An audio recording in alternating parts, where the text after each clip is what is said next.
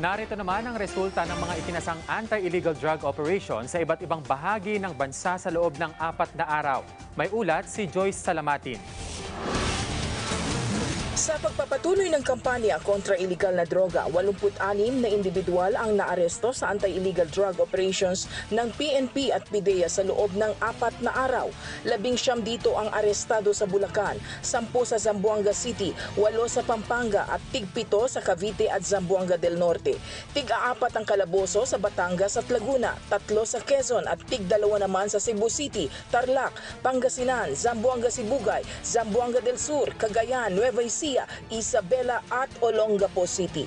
May nahuli rin sa Iloilo, Catbalogan City, Tarlac, Davao City, Rizal at Negros Occidental. Aabot sa mahigit 2.8 million pesos ang halaga ng hinihinalang illegal na droga ang nakuha sa mga suspect. Joy Salamatin para sa Bayan.